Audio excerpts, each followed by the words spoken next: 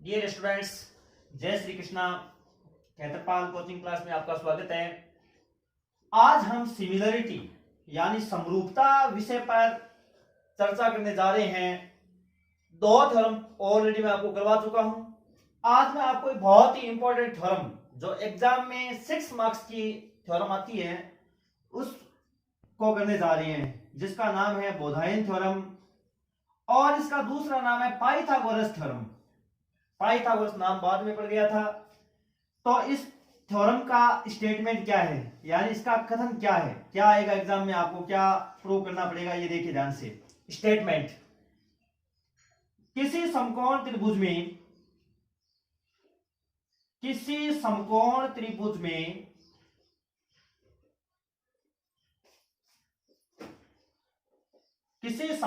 त्रिभुज में कर्ण का वर्ग शेष दो भुजाओं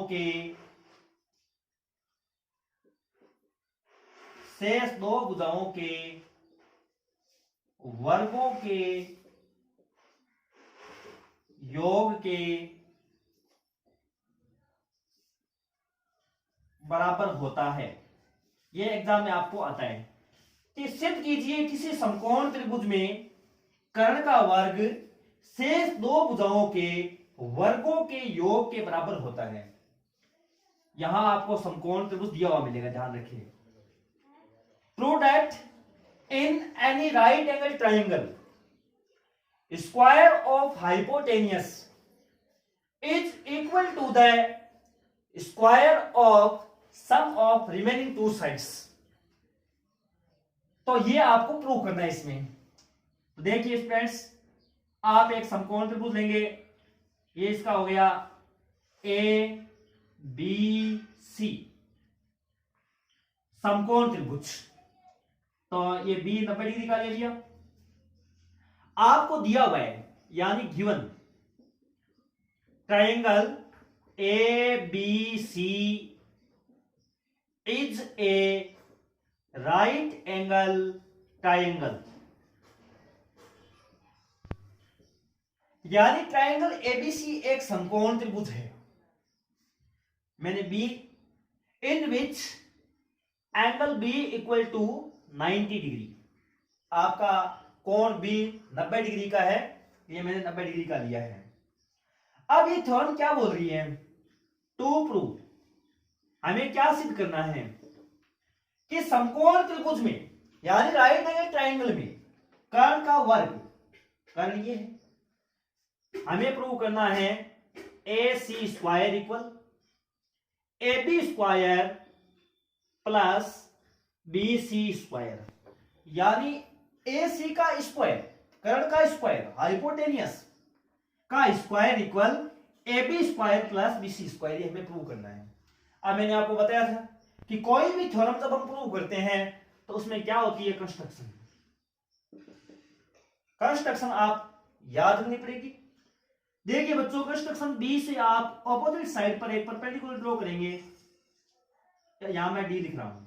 ये बी टू डी एक परपेंडिकुलर लंब डाला है कर्ण पर, तो बी डी लंबवत एसी खींचा, यानी ड्रॉ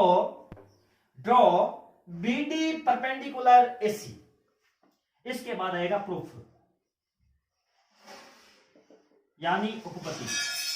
प्रूफ में देखिए बच्चों, सबसे पहले हम, अगर ये 90 डिग्री का एंगल है तो ये भी कितने का हुआ, 90 का।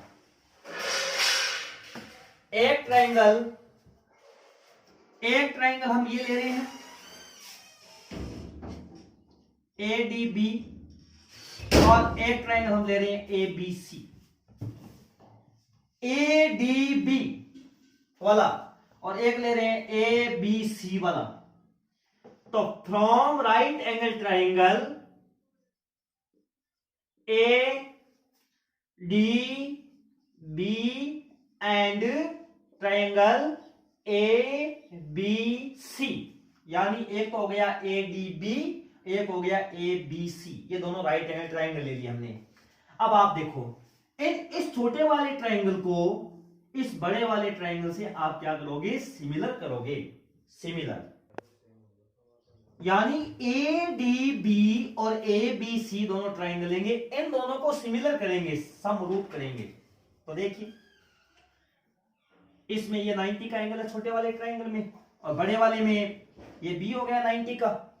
तो angle A D B equal angle A B C equal 90 degree, यानी ये आपको गिवन है, गिवन एंड कंस्ट्रक्शन ये दिया हुआ है और ये हमने कंस्ट्रक्शन से लिया है, तो ये इक्वल कितने का हो गया 90 का। एंगल ए, ये तो एंगल ए है, ये इस छोटे वाले में भी आ रहा है और ये एंगल ए इस बड़े वाले में भी आ रहा है, दोनों में आ रहा है। तो एंगल ए इक्वल एंगल ए, ये हो गया कॉमन। कौन सा एंगल आ गया? कॉमन एंगल, उभयनिष्ठ।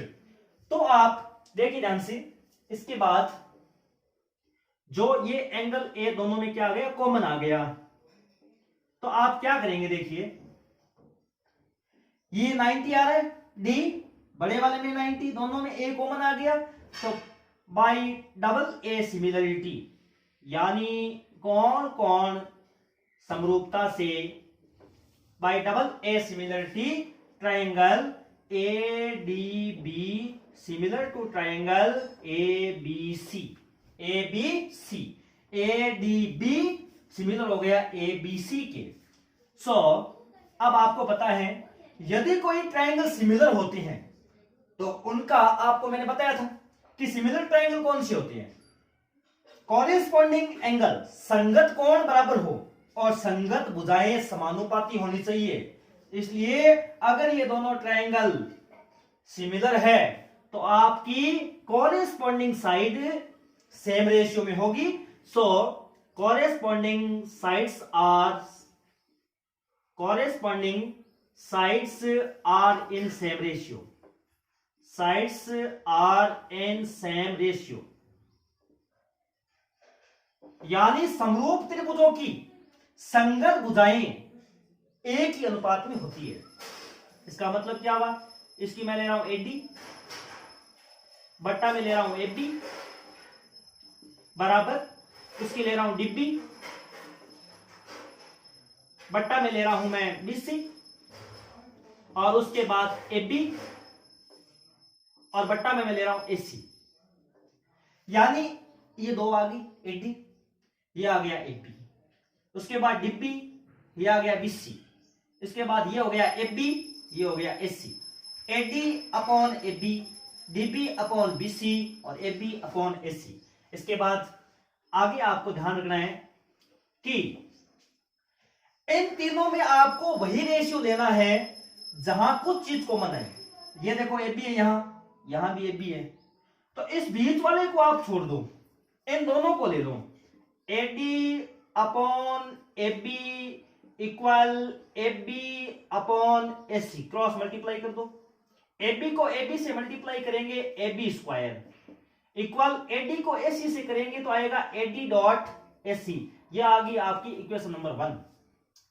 सिमिलरली इसी प्रकार हम एक ट्राइंगल लेंगे बीडीसी और एक ट्राइंगल लेंगे हम एबीसी, दोनों त्रिभुजों को लेंगे बीडीसी और एबीसी, और यही प्रोसेस करनी है सेम की सेम। देखिए स्टूडेंट्स, सेम की सेम यही प्रोसेस चलेगी, जैसे मैंने ये किया है ना, सेम का सेम ऐसे ही करना है आपको। मैं यहां थोड़ा शॉर्ट कर रहा हूं। तो देखिए ये आ गई फर्स्ट इक्वेशन। इसके बाद आगे देखिए,